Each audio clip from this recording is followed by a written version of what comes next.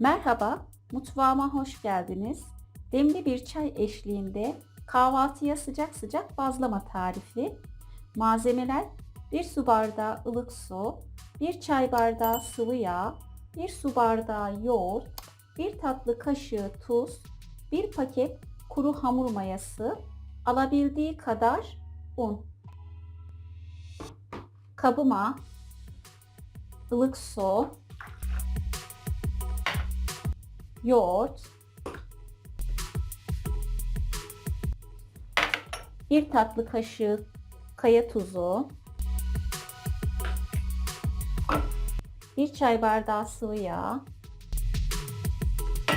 1 paket mayamı alıp iyice karıştırıyorum. Kontrollü bir şekilde un ilave edip yumuşak bir hamur elde ediyorum.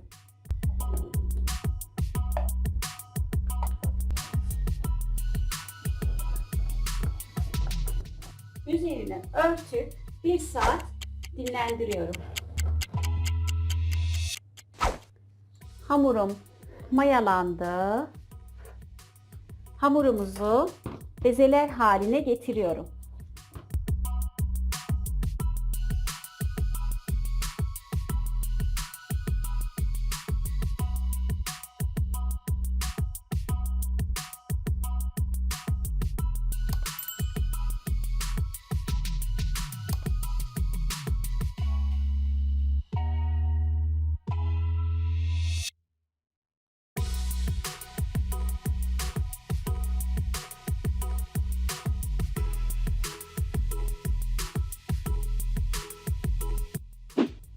Bezeler haline getirdiğimiz hamurumuzu tek tek orta boyutta açıyoruz.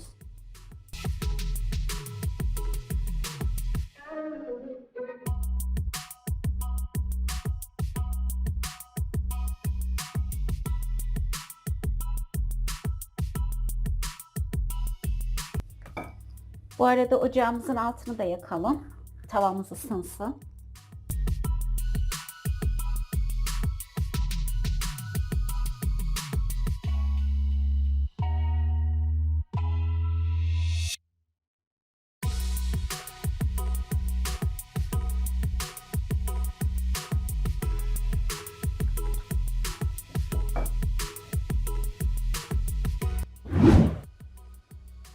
Sıcak tavamda hepsini pişiriyorum.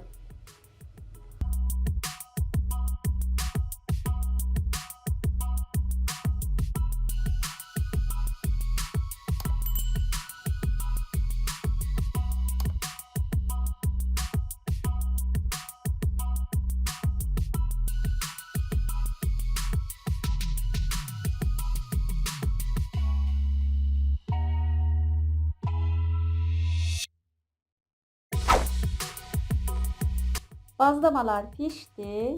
Sevgi dolu çiçekler açsın bahçenizde diyerek şimdiden yapanlara kolay gelsin. Bir dahaki videolarımda görüşmek üzere. Hoşça kalın.